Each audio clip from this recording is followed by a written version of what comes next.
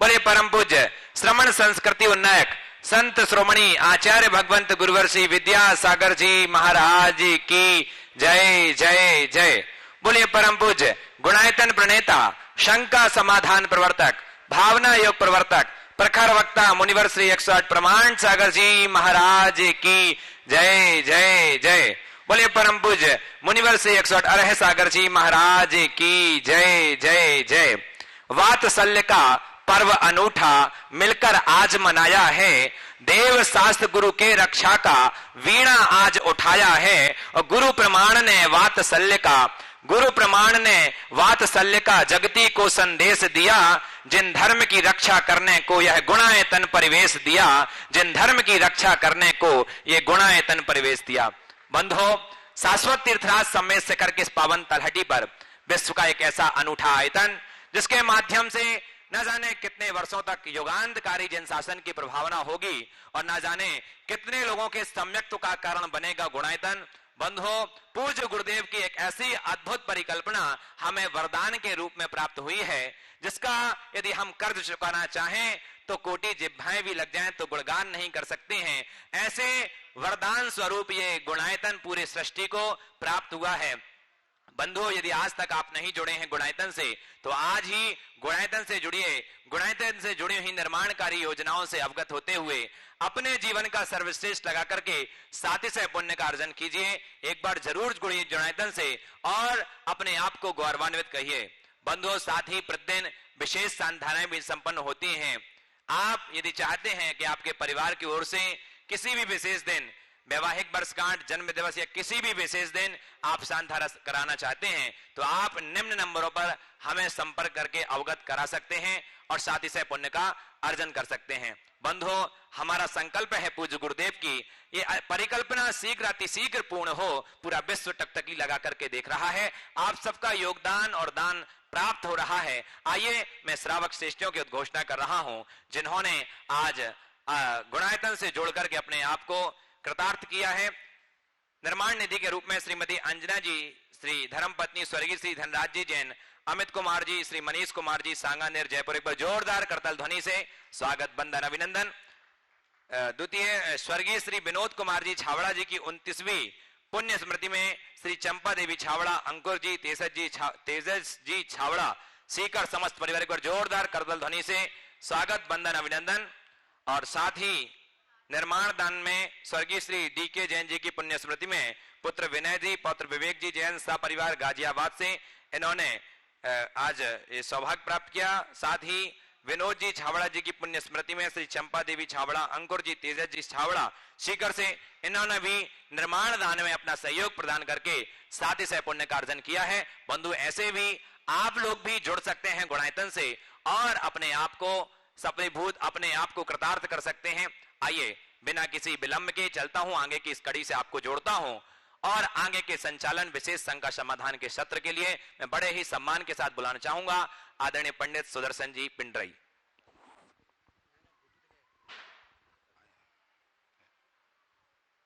और अब मैं आपको जोड़ रहा हूं श्री चरणों से, जो आचार्य भगवान विद्यासागर जी महाराज के परम प्रभावक शिष्य के रूप में संपूर्ण विश्व में विख्यात हैं, जिनकी वाणी के माध्यम से अपनी शंकाओं के समाधान प्राप्त करके हम आप ही नहीं संपूर्ण संसार अपने जीवन को नई जीविका, नई ऊर्जा प्रदान कर पाता है। आइए हम जुड़े और उन सबको जोड़े जो जिनवाणी चैनल, पायस चैनल एवं प्रमाणिक ऐप के माध्यम से अपनी शंकाओं के समाधान प्राप्त कर रहे हैं। उन सबका वंदन अभिनंदन करता हुआ उन सबको जोड़ने का अनुग्रह करता हूं और आप सबसे कहता हूं कि मेरे साथ उच्चारें, हे गुरुदेव आपके श्री चरणों में हम नमन इस भाव से कर रहे हैं कि आपका आशीष हम पर आच्छादित हो। अतः नमोस्तु गुरुदेव, नमोस्तु नमोस्तु नमोस्तु। गुरुदेव आज की शंका समाधान कार्यक्रम को मैं ऑनलाइन प्रश्नों के माध्यम से प्रारंभ करना चाह रहा हूं। श्रीमान सुरेश कुमार जी गंगवाल, ट्रस्टी बामन गजा सिंघाना, ये आपके चरणों में बारंबार नमोस्तु करते हुए अद्भुत प्रश्न कर रहे हैं। ये कहते हैं कि गुरुदेव हम साधकों की जीवन की सारी दौड़ धूप ऐसा लगता है केवल अतिरिक्त के लिए ही है, जैसे कि अतिरिक्त पैसा, अतिरिक्त पहचान, अतिरिक्त शोहरत, अतिरिक्त प्रतिष्ठा, तो गुरुवर, हमारे मन की ये अतिरिक्त पाने की चाह एवं लालसा को हम कैसे संयमित करें, कैसे रोकें, जिससे हम हमारे जीवन को सरल एवं सहज बना सकें? बात बिल्कुल सही कही है। हमारा सारा जीवन अतिरिक्त पाने की चाह में ही बीत जाता है। पूछा है, ये अतिरिक्त पाने की चाह कैसे पूरी हो?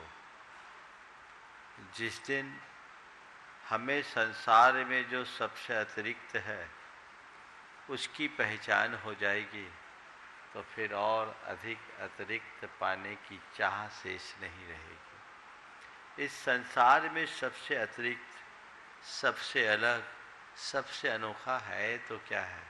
वो हमारे भीतर का आत्म तत्व है, जिसे अपनी आत्मा की पहचान हो जाती है। जो आत्म तत्व को ठीक तरीके से जान लेते हैं, उनके हृदय में कभी इस तरह की अतिरिक्त पाने की लालसा नहीं होती। ये मन की एक तृष्णा है।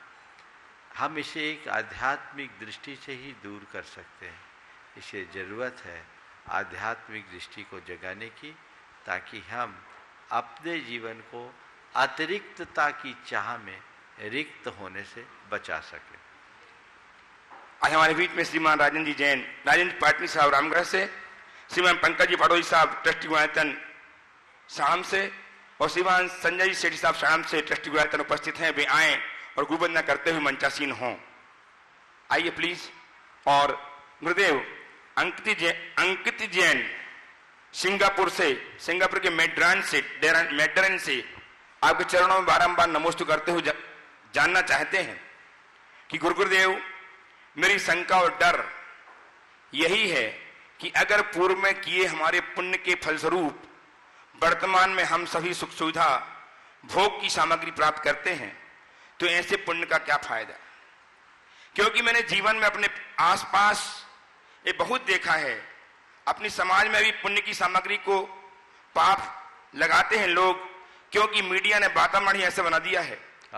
मीडिया ने वातावरण ही ऐसा बना दिया है कि लोगों को अध्यात्म की बातों में इंटरेस्ट ही नहीं आता।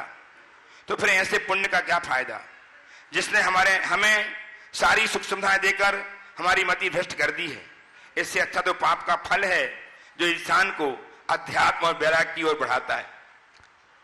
बिल्कुल, आपके विचारों से एक अर्थ में मैं सहमति प्रकट करते हुए यूं कह सकता हूं, वो पुण्य अर्थहीन है जो हमें पाप में रमा दे, वो पाप अच्छा है जो हमें धर्म में लगा दे। पुनः दोहरा रहा हूं, वो पुण्य अर्थहीन है जो हमें पाप में फंसा दे, और वो पाप अर्थपूर्ण है जो हमें धर्म में लगा दे। ये एक पहलू है। लेकिन सवाल है जो पूछा गया, पुण्य करने का क्या फायदा? पुण्य कतई निरर्थक नहीं है और पुण्य से कभी नुकसान नहीं है। पुण्य कभी नुकसान नहीं करता। अभी मैंने बीच के दिनों में अपने प्रातःकालिक प्रवचन में ये बात 2 दिन तक लगातार कही है कि पुण्य हमारी आत्म विकास का आधार है। पुण्य हमारे जीवन का गुणात्मक विकास करता है। पुण्य नुकसान नहीं करता, नुकसान तो हमारी दुर्बुद्धि से होता है। पुण्य के योग में यदि हम उसका सदुपयोग करें तो वह पुण्य हमें परम धाम तक पहुंचाने में निमित्त बन सकता है। जिन्होंने पुण्य का भोग किया उनका पतन हुआ, और जिन्होंने पुण्य का सत्प्रयोग किया उन्होंने सिद्धि को पाया। हमारे अरहंत परमात्मा के विषय में कहा जाता है, पुण्य फला अरहंता। अरहंत परमात्मा भी पुण्य के फल रूप है। तो सवाल पुण्य के फल का नहीं, सवाल पुण्य के उपयोग का है। मैं आपको पुनः एक उदाहरण से बात बताता हूं। आप पुण्य के फल के रूप में किसे मानते हो? बोलो। आपकी नजर में पुण्य के फल में क्या क्या है? किसी व्यक्ति का बड़ा पुण्योदय चल रहा है, आप क्या गिनोगे? कैसे जानोगे कि इस व्यक्ति का बड़ा पुण्य का उदय है? क्या कहोगे? बोलो तो। महाराज भरा पूरा परिवार है, खूब धन संपन्नता है, सुंदर शरीर है, ठाट बाट है, समाज में बड़ा रुतबा और प्रभाव है, कोई भी इनकी बात नहीं उठाता। ये सब पुण्य के प्रतिमान है ना तुम्हारे? बोलो, है ना? माने जिनके पास ये सब है वो सब उतना पुण्यशाली है? बोलो जोर से, थोड़ा और दम से बोलो, पक्का? और जिसके पास ये सब नहीं है उसका उतना पुण्य छीन है? क्या हो गया? आवाज क्यों बदल गई? तुम लोग चुप क्यों हो गए? बोलती बंद क्यों हो गई? अभी क्या बोला? जिनके पास ये सब है उसके पास पुण्य है। तो जिनके पास ये नहीं है उनके पास पुण्य नहीं है ना? क्यों? फिर क्यों ये उत्तर में गफलत क्यों? पहले बिना सोचे उत्तर दिया था क्या? बोलो। एक आध आदमी हो सकता पागल, बाकी तो सब यहां समझदार है। सोच के उत्तर दिया था कि बिना सोचे? बोलो थोड़ा सा जोर से बोलो तो। हमसे रोज पूछते हो, हम एक दिन तुम लोगों से पूछ रही है तो तुम लोग बोलती बंद हो गए। मैं पूछ रहा हूं उत्तर तुम लोगों ने सोच के दिया था कि बिना सोचे? जम से तो बोलो। अभी आवाज नहीं आ रही, सब बोलो। क्या दिया था? हाँ? तो बिना सोचे बोलने वाले और बिना सोचे सुनने वालों से बात करना ही धर्म नहीं है। फिर क्या बोलो? सुनो ध्यान से। आप लोग बहुत होशियार हो, अवसर के अनुरूप अपनी भाषा बदल देते हो। बोला तो आप लोगों ने सोच समझ के था, लेकिन उम्मीद नहीं थी कि महाराज इधर फंसा लेंगे, इसलिए आप पलटी खा गए। यही तो तुम कपड़े वालों का की पहचान है, कब पलटी खा ले कुछ कह नहीं सकते। बात जो लोक में है ये बिल्कुल यथार्थ है कि बाह्य वैभव को ही पुण्य का प्रतिमान माना जाता है। मानता हूं पुण्य बाहरी वैभव देता है, पर इसका मतलब ये नहीं कि जिसके पास बाहरी वैभव वही पुण्यवान है। आज हम जैसे के पास क्या है? तुम जिसको पुण्य के फल के रूप में गिनते हो उसमें से एक भी हमारे पास है? बोलो थोड़ा दम से तो बोलो। खाए पियो कि नहीं? नहीं है ना? फिर बताओ हमारे पास पुण्य है कि नहीं? हाँ है? तो फिर बताओ ये अंतर क्या आया? पुण्य मेरे पास भी, पुण्य तुम्हारे पास भी, पर अंतर क्या? तुम अपने पुण्य का भोग करके पाप कर रहे हो और हम पुण्य के प्रयोग करके अपने जीवन को निखार रहे हैं। मुनि जीवन भी बिना पुण्य के नहीं चल सकता। इसके लिए भी पुण्य चाहिए। किसने कहा पुण्य का क्या फायदा? थोड़ा गहराई से समझो, आज बहुत दिन बाद सवाल आया। किसने कहा पुण्य का क्या फायदा? मोक्ष जाने के लिए भी पुण्य चाहिए। मनुष्य शरीर, वज्र वृषभ नाराज सहनन, अच्छी बुद्धि, अच्छे संस्कार, ये बिना पुण्य के मिलेंगे क्या? पुण्य का क्या फायदा? पुण्य गलत नहीं है, पुण्य का गलत प्रयोग संसार में रुलाता है। अपने पुण्य का सदुपयोग करो, दुरुपयोग नहीं। पुण्य का दुरुपयोग करोगे, भोगों में रत होगे, नरकों में सड़ोगे और जीते जी भी मृग तृष्णा में फंसोगे। और पुण्य का सदुपयोग करोगे तो पुण्य के फलों का त्याग करके संयम तप साधना में लगोगे, आत्मा की पवित्रता में लगोगे तो अपने जीवन का उत्कर्ष करोगे। तय करो तुम्हें क्या करना है, अपने जीवन का उत्थान या जीवन का पतन। अब बोलो पुण्य कहीं बाधक है? ये सब हम लोगों के दिमाग में भर दिया गया है। ये गलत अवधारणा है। और ये बातें मैं अपने मन से नहीं कह रहा हूं, आगम से और अनुभव से कह रहा हूं। आगम कहता है मोक्षस्यापि परम पुण्यातिशय चारित्र विशेषात्मक पौरुषाभ्याम एव संभवा। मोक्ष की उपलब्धि भी परम पुण्य के अतिशय और चारित्र विशेषात्मक पुरुषार्थ के द्वारा ही संभव है। तुम ये धर्म लाभ ले रहे हो, पुण्य से ले रहे हो कि पाप से? पुण्य छीन होता तो यहां आकर के भी यहां नहीं आ पाते। तुम्हारे कान खराब हो जाए, बुद्धि खराब हो जाए, कोई बीमारी आ जाए तो सुन पाओगे क्या? तो शुभ कर्म सदैव प्रयोजनीय है, इसे भूलना मत। लेकिन एक बात को सदैव ध्यान में रखना, मेरा उद्देश्य पुण्य के फल को पाने का नहीं, मेरा उद्देश्य आत्मा को पुण्य बनाने का होना चाहिए, यानी आत्मा को पवित्र बनाने का होना चाहिए।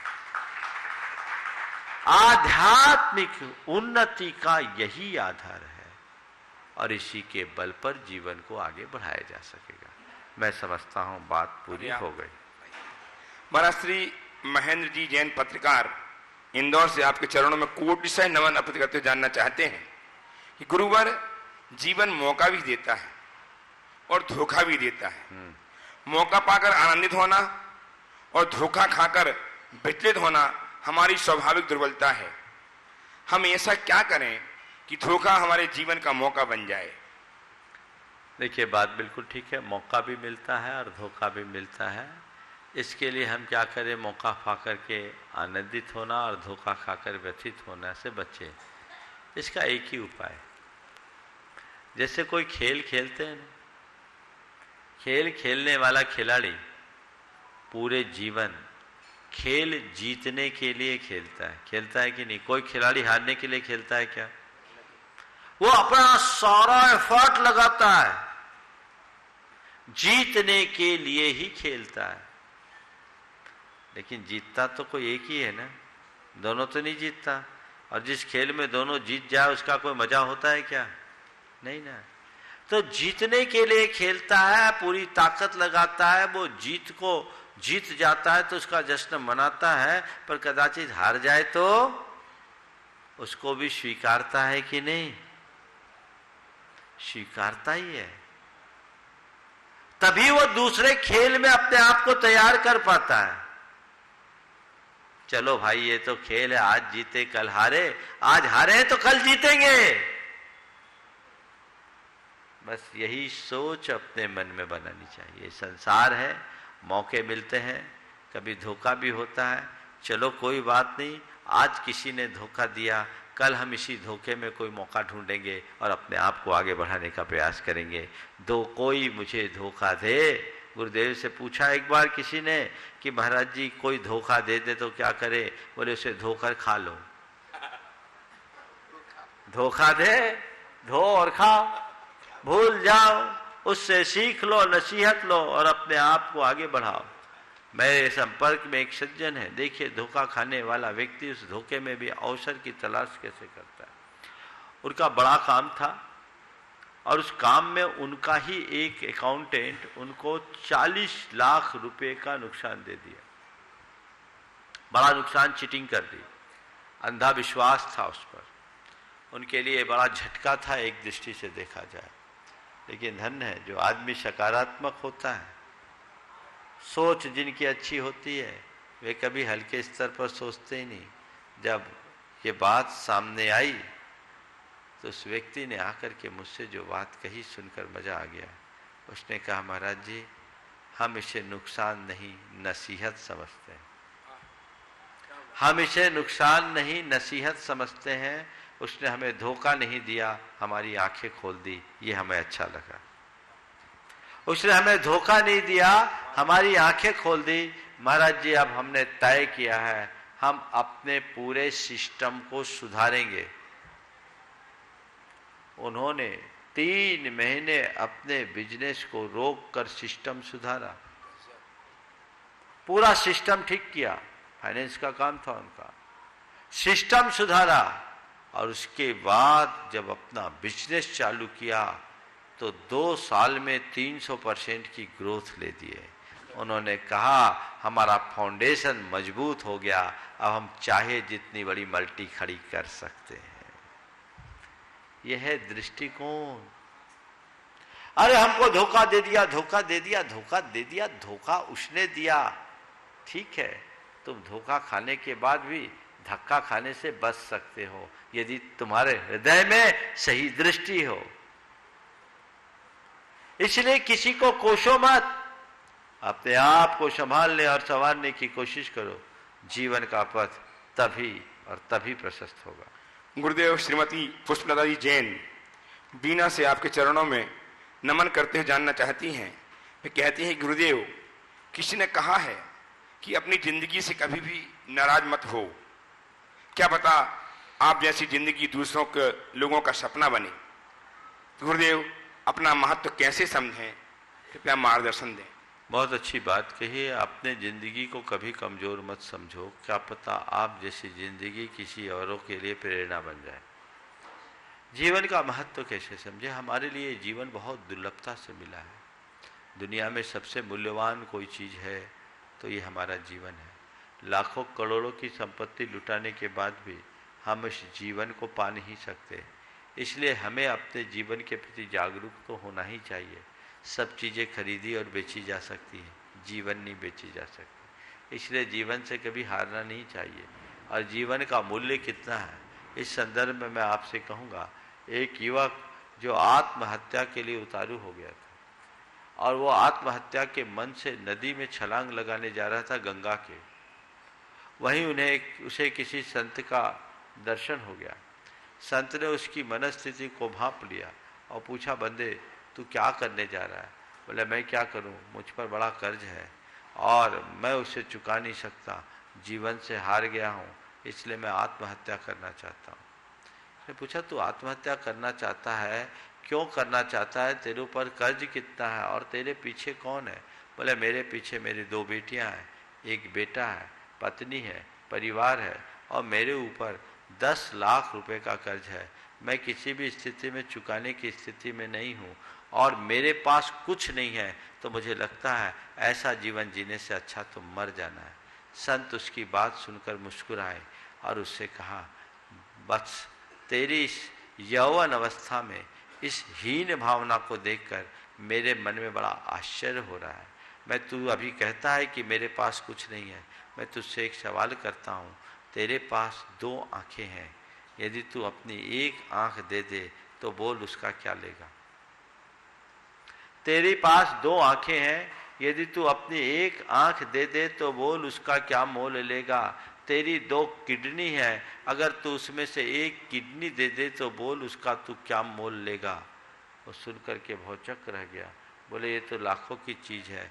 उस संत ने कहा, अभी तो मैंने तेरे शरीर के 2 अंगों के ही आधे आधे हिस्से की बात की, तो हिसाब लगा ले, तेरे शरीर के एक एक अंग का अगर मूल्यांकन किया जाए तो तू करोड़ों से खेल सकता है और करोड़पति होकर के भी तू दीनहीन बना है। मुझे देखकर बड़ी लज्जा आ रही है।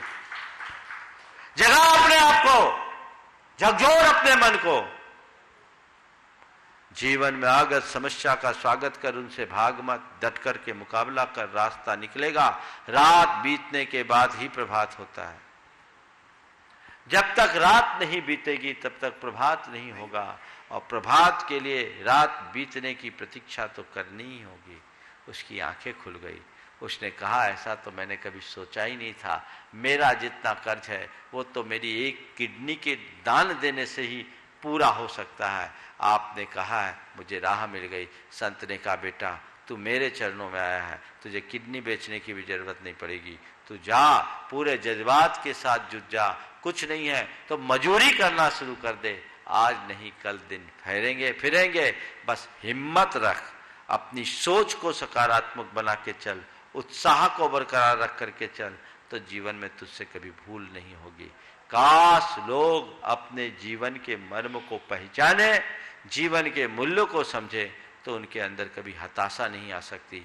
वे लोग महाज्ञानी हैं जो अपने जीवन के मूल्य को, जीवन के महत्व को नहीं समझते, और थोड़ी छोटी सी भी कोई उतार चढ़ाव की स्थिति आती है, छोटी सी मुश्किल खड़ी होती है, मरने की बात सोच लेते हैं। ये तो सब बुज़दिलों की बात है, ना समझो की पहचान है। जो जीवन को सही तरीके से समझता है वो जीवन में आने वाली बड़ी से बड़ी विपदा से भी जूझने के लिए तैयार होता है, और अपनी तत्परता के बल पर अपनी विपत्ति को भी संपत्ति में बदल देने का मादा रखता है। हमें वही करना चाहिए। प्रत्यक्षतः संकल्प प्रस्तुत करने के लिए तैयार हैं श्रीमान पवन जी जैन हरदुआ से। हम बोर्ड के पास आ जाएं, मोनो लगा है वहां पहुंच जाएं। और गुरुदेव अंतिम प्रश्न ऑनलाइन आज मलेशिया के पीटर लिंग जाया से श्रीमान सौरभ जी जैन आपके चरणों में कोटि कोटि नमन करते हुए जानना चाहते हैं कि गुरुदेव किसी अजैन व्यक्ति को जैन धर्म की बेसिक एवं सिद्धांत समझाने के लिए कौन सी बुक सजेस्ट करना चाहिए जिसमें जैन धर्म को बहुत ही सरलता से समझा जा सके। देखिए, किसी भी अजैन व्यक्ति को जैन धर्म के विषय में बिल्कुल सहजता से जनाने के लिए आज आपने पूछा है, तो अभी वर्तमान में जितनी भी पुस्तकें प्रकाशित हुई है उन पुस्तकों में मैं 2 पुस्तकें बता सकता हूं जो अंग्रेजी में है। एक है एस्पेक्ट्स ऑफ जैनिज्म, हाँ, एस्पेक्ट ऑफ जैनिज्म भारतीय ज्ञानपीठ से प्रकाशित है, और एक आप पढ़ सकते हो the Jain path of purification. इसमें जैन फिलॉसफी का सार आपको उसमें प्राप्त हो सकता है, और बहुत जल्दी जैन तत्व विद्या का अंग्रेजी अनुवाद भी प्रकाशित होने वाला है, वह भी आप सबके लिए सुरुचिकर बन सकता है। आइए श्रीमान पवन जी ने हरदुआ से, और तैयार हैं सुश्री मानसी पाटौदी साड़म से। आपके पावन चरणों में मेरी ओर से या मेरे साथ परिवार की ओर से कोटि कोटि नमोस्तु। गुरुदेव, मेरा प्रश्न यह है कि शिक्षा और संस्कार जिंदगी जीने के मूल मंत्र हैं। शिक्षा कभी झुकने नहीं देती, संस्कार कभी गिरने नहीं देते, परंतु गुरुदेव आज लोग शिक्षा की ओर तो भाग रहे हैं परंतु संस्कार से कोई वास्ता नहीं रखते। गुरुदेव, संस्कार विहीन शिक्षा के क्या दुष्परिणाम होंगे? जो दुष्परिणाम होंगे वो हम सब देख रहे हैं, समझ गए। हमारे यहाँ ये बात बहुत पहले लिख दी गई, और एक संस्कृत में उक्ति चरितार्थ हुई, ये साक्षराः तयेव विपर्येण राक्षसा भवन्ति। ये साक्षरा तयेव विपर्येण राक्षसा भवन्ति। साक्षरा शब्द को बदल दो, पलट दो तो राक्षसा हो जाएंगे, समझ गए। तो अगर साक्षर है और संस्कार नहीं है तो साक्षरा को पलट कर देखो, मैं तो उस शब्द का उच्चारण करना भी पसंद नहीं करूँगा। तो वस्तुतः ये बात बिल्कुल समझने की है, हमें शिक्षा के साथ संस्कार को बल देना ही चाहिए। आइए सुश्री मानसी पाटौदी, और तैयार हैं श्रीमान सुनील जैन खरगोन।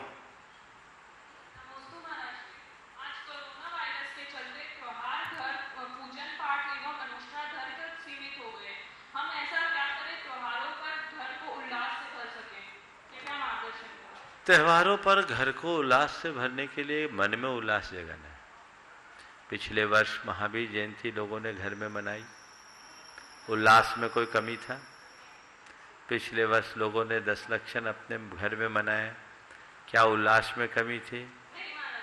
तो बस मन में उल्लास हो तो सब जगह उल्लास है, और मन खलास है तो सब खलास है। तो मन का उल्लास जगाओ। देश काल की परिस्थिति धर्म के तरीके में बदलाव ला सकती है, धर्म में नहीं। तो हमें हमेशा धर्म का आचरण देश काल की स्थिति के अनुसार करना चाहिए। अपने अंदर के उमंग और उल्लास को बना करके चलना चाहिए, और जैसी स्थिति वैसी परिणति। ओ गुरुदेव, विलास में विनाश है तो हम वैराग की ओर कैसे बढ़े? विलास में विनाश है तो वैराग्य की ओर कैसे? बिल्कुल, ये समझ लो, विलास में विनाश है, इसको शब्दों में नहीं अंदर में कर लो तो अपने आप वैराग्य हो जाएगा। नमोस्तु गुरुदेव। आइए श्रीमान सुनीति जैन खरगोन से तैयार हैं श्रीमती लता जी गंगवाल, मंत्री गुणायतन, जिन्हें आज सौभाग्य प्राप्त हुआ है। गुरुदेव गुरुदेव के चरणों में सत्सत नमन, सत्सत नमन, सत्तन नमन। गुरुदेव समय परिवर्तनशील है, उसी के कारण परिवर्तनशील है जीव की गति। बोलिए, फिर से बोलिए। समय परिवर्तनशील है, इसी के कारण परिवर्तनशील है जीव की गतिविधियां। इसी कारण छठे दुख भरे काल में श्रेष्ठ शावक होते नहीं हैं। तो अब श्रेष्ठ शावक कहाँ से आते हैं और वे कैसे अपनी श्रेष्ठ क्रियाएं करते हैं? देखिए, श्रेष्ठ श्रावक कहाँ से आते? छठे काल के अंत में जब प्रलय होगा तो 72 मनुष्यों के युगल और कुछ स्वतंत्र विजयार्थ की गुफाओं में दया से भरे हुए विद्याधरों के प्रताप से छिप जाएंगे। सुकाल होने के बाद वे आएंगे, और जब सुकाल होगा तो धीरे धीरे उनमें बदलाव आना शुरू होगा। द्रव्यक्षेद काल भाव के अनुसार हमारी बुद्धि काम करती है। जब काल खोटा होता है तो सब कर्म भी खोटा फल देने लगते हैं। हमेशा एक बात ध्यान रखना, हमारे जीवन में काल की बड़ी भूमिका है। तो जैसे जैसे काल का उत्थान होगा, हमारी बुद्धि में भी निर्मलता बढ़ेगी, और बुद्धि की ये निर्मलता हमारे जीवन में पवित्रता का संचार करेगी। धीरे धीरे उन्हीं धरती में जन्म लेने वाले लोगों से जो आगे की संतति आएगी, उनमें उनके बौद्धिक, भावनात्मक, चारित्रिक और आध्यात्मिक विकास की शुरुआत होगी। इसी से आगे बढ़ते बढ़ते बढ़ते जब आगे 42,000 में 41,000 वर्ष बीत जाएंगे, यानी छठे काल का 21,000 वर्ष और पांचवें काल का दुखमा काल का 20,000 वर्ष, 41,000 वर्ष बीत जाने के बाद अंतिम 1,000 वर्ष बचने पर क्रमशः 14 कुलकर उन्हीं के बीच उत्पन्न होंगे, जो अतिरिक्त प्रतिभा लेकर आएंगे, और वे धीरे धीरे कर्म मूलक मानव सभ्यता के सूत्रधार बनेंगे।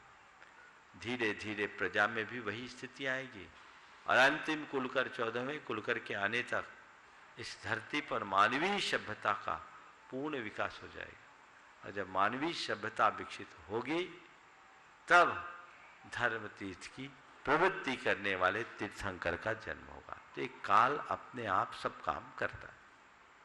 उपस्थित हो शैलेश जी भी, हाँ लगे, शैलेश जी पूछे खरगोन से। गुरुदेव, मेरा मेरे परिवार की ओर से नमोस्तु नमोस्तु नमोस्तु। गुरुवर, मुनियों की रक्षा से हमारी रक्षाबंधन संस्कृति का हम पालन कर रहे हैं। इसे समाज ने बहनों की रक्षा के रूप में, संस्कृति के रूप में अपनाया। आज के समय में धर्म और हमारी बहनें दोनों का अस्तित्व खतरे पर है, कुदृष्टि है इन पर। गुरुवर, आज के समय में हम इस रक्षा के त्योहार को किस प्रकार संशोधित करें? देखिए, रक्षा के त्योहार को आज सुबह मैंने अपने प्रवचन में विस्तार से बताया भी। हमने इसके केवल सामाजिक रूप को प्रमुखता दी है। वस्तुतः ये त्यौहार बहुत व्यापक त्यौहार है, और इसे सब संदर्भों में समझना चाहिए। मैं एक शब्द में अगर इस त्यौहार की समीक्षा करूं, तो रक्षाबंधन का त्यौहार हमारी प्रतिबद्धता का त्यौहार है। हम एक दूसरे के प्रति प्रतिबद्ध हों, अपने धर्म के प्रति, अपनी संस्कृति के प्रति, अपनी सामाजिक संहिताओं के प्रति, अपनी सांस्कृतिक परंपराओं के प्रति, हम अपने आध्यात्मिक दृष्टि के प्रति, हम अपने परिवार के प्रति जब तक, राष्ट्र के प्रति जब तक प्रतिबद्ध नहीं होंगे, तब तक रक्षा बंधन मनाने का कोई मतलब नहीं। हमें पूरी प्रकृति के प्रति प्रतिबद्धता होनी चाहिए। मैं बिहार कर रहा था एक इलाके से, आगे पीछे पूरे जंगल को देखा तो लोगों ने वीरान बना दिया था, लेकिन बीच के 4-5 किलोमीटर में मुझे एकदम ऊंचे ऊंचे बड़े बड़े साल के पेड़ दिखे और बड़े घने पेड़ थे। मेरी दृष्टि जब उन पेड़ों की तरफ गई और देख रहा हूं कि आगे काफी लंबा गहराई तक एकदम हरे भरे पेड़ दिख रहे हैं। मैंने जब देखा, मैंने पूछा लोगों से क्या बात है, अभी थोड़ी देर पहले तो पूरा जंगल साफ दिखता था, ये जंगल इतना हरा भरा कैसे? तो मेरे साथ कुछ गांव के लोग चल रहे थे, बोले महाराज इन पेड़ों का रक्षा बंधन हो गया। हमने कहा क्या? बोले महाराज पूरे इलाके की समाज ने यह तय किया कि इन पेड़ों को कोई नहीं काटेगा, हमने इन पेड़ों को राखी बांध दी है, अब ये पेड़ की सुरक्षा हम करेंगे। मुझे बड़ा आनंद आया कि एक पेड़ के साथ ये प्रतिबद्धता प्रकट कर दी तो पूरा का पूरा जंगल हरा भरा हो गया। ऐसी यदि हम पूरी प्रकृति के साथ अपनी प्रतिबद्धता जाहिर करेंगे तो पूरी संस्कृति हरी भरी हो जाएगी। प्रकृति ही नहीं, संस्कृति हरी भरी होगी। वो प्रतिबद्धता होनी चाहिए। हमारे पर्व और त्यौहार महज औपचारिक हो जाते हैं तो चीजें अपना रस खो देती हैं। इसलिए हमें चाहिए हम उसके भीतर के प्राण तत्व को समझे और तदनुरूप अपने जीवन को आगे बढ़ाएं। उपस्थित हों गुणायतन मंत्री श्रीमती लता जी गंगवाल, ट्रस्टी गुणायतन गया से, और तैयार हैं असीम अपूर्व सदभैया, ट्रस्टी गुणायतन टीकमगढ़ से। नमोस्तु गुरुजी। गुरुजी, जैसे चांद होता है, चांद सफेद होता है, लेकिन उसमें भी दाग का धब्बा होता है। तो गुरुजी, किसी व्यक्ति के ऊपर में अगर दाग का धब्बा लग जाए तो समता भाव से कैसे पीना चाहिए या उसको कैसे काटना चाहिए? ये देखना चाहिए धब्बा चांद जैसा है। बोलो थोड़ा। नहीं, धब्बा है तो देखना ये चाहिए कि धब्बा चांद जैसा है। चांद जैसा तो नहीं है। तो फिर चांद की उपमा काहे को लाए? चांद का तो धब्बा ही चांद के सौंदर्य का आधार है। अगर धब्बा चांद जैसा है तो स्वीकार करने योग्य है, सत्कार करने योग्य है। और धब्बा अगर, क्या बोलूं उसके लिए, कौन सा शब्द बोलूं? हाँ, नहीं, धब्बा अगर धब्बे जैसा है तो स्वीकार करने योग्य नहीं है। धब्बा चांद का धब्बा है जो देखने में कलंक लगता है, लेकिन वो चांद की शोभा बन जाता है। और एक धब्बा ऐसा है जो दिखता भी नहीं, फिर भी जीवन का कलंक बन जाता है। चांद का कलंक दिखने के बाद भी चांद के सौंदर्य को निखारता है, और व्यक्ति का कलंक भीतर पलता रहता है, दिखता नहीं, पर जीवन को बिगाड़ देता है। वो कलंक हमारे जीवन के पतन का कारण है। इससे हमें बचना चाहिए। इसलिए क्या है स्थिति, क्या है, इसे समझ करके ही चीजों को ठीक करना चाहिए। नमस्ते गुरुजी। आइए श्रीमान असीम जी अपूर्व जी सदभैया परिवार ट्रस्टी गुणायतन टीकमगढ़ से, तैयार है कथान से नमिता अश्विनी जैन लखनऊ से। जिनका नाम लिया पहले, चलो बोलो। नमस्ते महाराज। घुसपैठ यहाँ भी बोलो। नमस्ते महाराज जी। हाँ, आज रक्षाबंधन का त्योहार है। हाँ, रक्षाबंधन तो हम लोग मनाते हैं विष्णु कुमार महामुनि के उपरांत में, हम लोग अपना एक दूसरे की राखी बांधते हैं, ये करते हैं। लेकिन जो बाहर में हम सथिया बनाते हैं, ओम लिखते हैं, उसका क्या महत्व है? देखिए ये जो परंपरा है लोगों ने बना दी है, स्वस्तिक बनाकर ओम लिखना, विनायक जिमाना, ये अब तो लोगों ने लगभग खत्म सा कर दिया। ये मूलतः खंडेलवाल समाज में परंपरा है। इसका कोई धार्मिक रूप से महत्व देखने में नहीं मिलता। ये उस अर्थ में महत्वपूर्ण नहीं है। ये एक सहज प्रक्रिया पता नहीं कैसे चल गई। मैं जब छोटा था तो मुझे बताया जाता था ये मुनि महाराजों को जिमाया जा रहा है, क्योंकि उस दिन मुनि महाराजों का आहार हुआ था। लेकिन ये सब रूढ़ी है, ऐसा नहीं होना चाहिए। खीर जिमाते और खीर पूड़ी और दूध रोली 4-5 चीजें लगाते हैं। ये रूढ़ी है। द्वार पर गेरू से स्वस्तिक बनाना मांगलिक है, वो बनाना चाहिए, कोई भी निमित्त से बनाना चाहिए, क्योंकि स्वस्तिक और वो भी यदि गेरू से बनाया जाए तो घर में नकारात्मक ऊर्जा का प्रवेश नहीं होगा। आपके इस प्रश्न के प्रसंग में एक बात और कह दूं, पहले घर में जो मांडना मांडा जाता था, कोई भी मांगलिक अवसर पर, खासकर दरवाजों पर और अन्यों पर, वो किससे मानते थे? गेरू से। वो क्यों? गेरू और खड़िया मिट्टी, ये दोनों चीजें नकारात्मक ऊर्जा को रोकती और खड़िया सकारात्मक को प्रवेश देती थी। ये हमारी एक परंपरागत तत्व था। लेकिन आज लोगों ने सब चीजों को फैंसी बना दिया और फैंसी बनाने के चक्कर में सब चीजें वही आने लगी, तो मामला गड़बड़ हो गया। इसलिए इन पर हमें ध्यान देना चाहिए। और जो स्वस्तिक बनाने में बुराई नहीं है, पर उन्हें खीर पूरी जिमाना रूढ़ी है, ये नहीं होना चाहिए। नमस्ते महाराज। उपस्थित हो श्रीमान असीम जी, अपूर्व परिवार, एक तैयार रहेंगे कथांश नमिता अस्मी जैन लखनऊ से। नमोस्तु गुरुदेव। गुरुदेव, आपके आशीर्वाद से आज हम सपरिवार शिखर पर्वत की वंदना करके आए हैं। मेरा सवाल है गुरुदेव के एक दिन पहले तक 27 किलोमीटर की पर्वत वंदना बहुत बड़ी, बहुत विशाल लग रही थी, परंतु आज जब मैं सपरिवार वंदना के लिए प्रारंभ किया तो ऐसा महसूस हुआ कि कोई एक शक्ति हमें निरंतर वंदना के साथ ऐसी महसूस हुई कि हमारे निर्विघ्न, बिना प्यास के, बिना विघ्न हमें वंदना पूरी करने में सहयोग किया। मेरा सवाल है, क्या वास्तव में कोई ऐसी शक्ति होती है? और वही शक्ति सब कुछ काम करती और कराती। पता है वो शक्ति कौन सी और कहाँ है? नहीं। वो शक्ति तुम्हारे भीतर की श्रद्धा है, जो तुम्हारे भीतर है। उसे जगा लो, असंभव भी संभव होगा। नमोस्तु गुरुदेव, नमोस्तु। अजय कथांश नमिता अश्विनी और तैयार है श्रीमान कमल जी शेठी रामगढ़ से। नमस्ते महाराज जी। महाराज जी, जो बच्चे अपने मम्मी पापा को परेशान करते हैं तो मम्मी पापा उनकी पिटाई लगाते हैं, तो हिंसा करने का दोष मम्मी पापा को लगता है या परेशान करने का दोष बच्चों को? बहुत सुंदर सवाल किया। तो तालियां कैसे बजा रहे लोग? देखो, बच्चे परेशान करते हैं तो परेशान करना धर्म है कि अधर्म? पहले ये बताओ। अधर्म। हाँ, अधर्म है ना। परेशान करने में हिंसा है कि नहीं? है ना। तो आपने अपने मम्मी पापा को परेशान किया तो आपने हिंसा की कि नहीं? की। बच्चों ने अगर मम्मी पापा को परेशान किया तो बच्चों ने हिंसा की कि नहीं? करी है। हिंसा की तो उसका दोष उनको लगेगा कि नहीं? लगेगा। थोड़ा जोर से बोलो। लगेगा। हाँ, इसी तरह पापा मम्मी अगर परेशान होकर के बच्चों की पिटाई करेंगे तो पिटाई करना भी हिंसा है।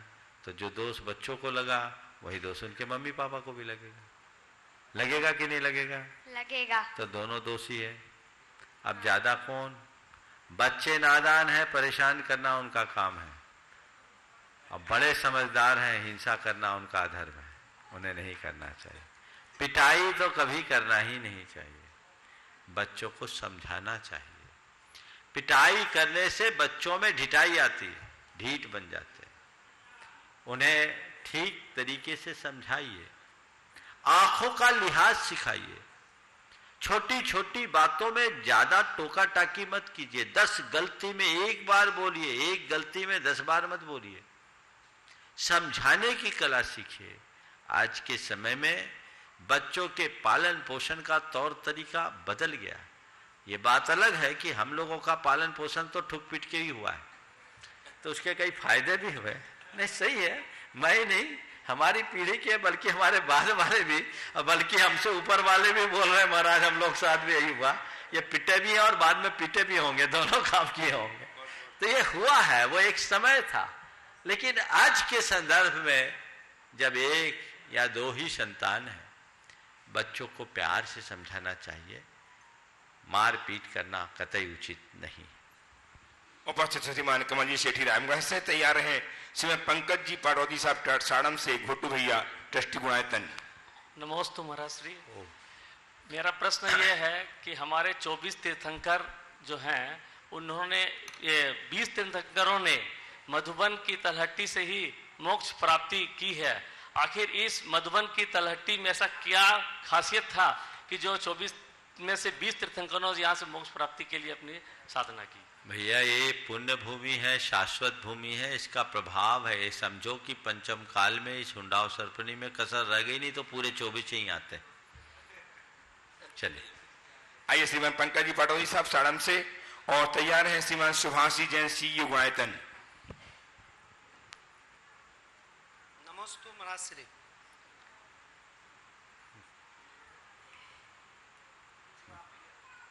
नमोस्तु महाराज श्री। व्यक्ति जिंदगी को तो पूरा कर लेता है पर अधूरे कामों को पूरा नहीं कर पाता है, ऐसा क्यों? होना तो ऐसा चाहिए था, काम पहले पूरा हो, क्योंकि मौत किसी का इंतजार नहीं करती। कृपया मार्गदर्शन करें। मनुष्य जिंदगी की वो पूरी कर लेता है पर अधूरे कामों को पूरा नहीं कर पाता, ऐसा क्यों? इसलिए कि मनुष्य की कामनाएं इतनी अधिक है कि पूरी नहीं हो पाती। अगर कामनाएं पूरी हो जाए तो कोई काम अधूरा ना हो। इसलिए मनुष्य को काम से ज़्यादा अपने कामनाओं पर नियंत्रण लाने की कोशिश करनी चाहिए। यदि कामनाएं नियंत्रित हो गई तो जीवन अपने आप संतुलित होगा। आइए श्रीमान सुभाष जैन सी गुणायतन दिल्ली से, तैयार रहे श्रीमती सविता जी जैन कटनी से। परम श्रद्धेय गुरुदेव के चरणों में शत नमन। गुरुदेव, आज हम सभी गुणायतन वासियों का, बहुत ही पूरे गुणायतन परिवार का बहुत पुण्य था कि हमारे परिसर में परम पूज्य मुनि श्री 108 पुण्य सागर जी महाराज का पदार्पण सत्संग हुआ। बड़ा हर्ष का विषय है गुरुदेव। और उसी प्रकरण में गुरुदेव आपने कहा कि आज के त्योहार के बारे में बताते हुए कहा कि वात्सल्य दिवस जो मनाया जाता है वो आम जनों के लिए तो एक दिन का होता है, लेकिन साधुओं के लिए तो नित्य प्रति होता है। ये बहुत आपने सही बात कही और हम ऐसा महसूस भी करते हैं गुरुदेव। तो गुरुदेव, हम ये जानना चाहते हैं कि ऐसा क्या करें कि जो नित्य प्रति साधुओं में होता है, कुछ अंशों में हम भी उस रास्ते पर चल पड़े और सीख सके। देखिए, मैं तो एक ही बात कहूंगा, वात्सल्य का अर्थ ये नहीं कि हम किसी से गले मिल जाएं। बात को बहुत ध्यान से रखें। वात्सल्य का अर्थ केवल ये नहीं कि हम किसी को गले मिलाएं या किसी से गले मिल जाएं। प्रेम और वात्सल्य का सही अर्थ तो ये है कि हम किसी के प्रति मन में गिला शिकवा न लाएं। बात को फिर से दोहरा रहा हूं। वात्सल्य का अर्थ केवल ये नहीं कि हम किसी को गले लगाएं, किसी से गले मिल जाएं, अपितु उसका सही अर्थ तो ये है कि हम किसी के प्रति गिला शिकवा न लाए। मन में गिला शिकवा भरा है और आप गले मिल रहे हैं, ते वात्सल्य नहीं, वात्सल्य का अभिनय होगा। आप दूर भी हो और सामने वाले के प्रति सद्भाव हो, प्रेम हो, तो वह आपके वात्सल्य की अभिव्यक्ति है। हमेशा इस बात को ध्यान में रखना चाहिए कि हमारा हृदय हर किसी के प्रति सकारात्मकता से भरा रहे, और जिस मनुष्य का हृदय सकारात्मकता से भरा रहेगा वही औरों को सकारात्मक प्रेरणा भी दे सकेगा।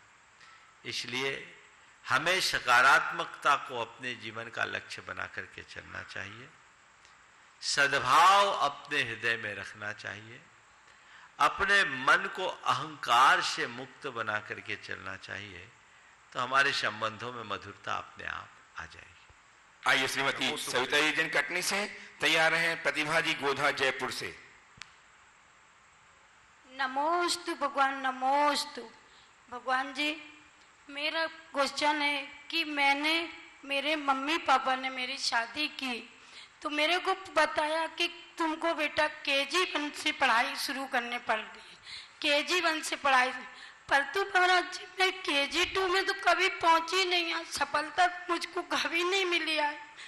और ये 2 बच्चियों को कितना खुश रख सकती हूँ ये आपको पता है। ओ,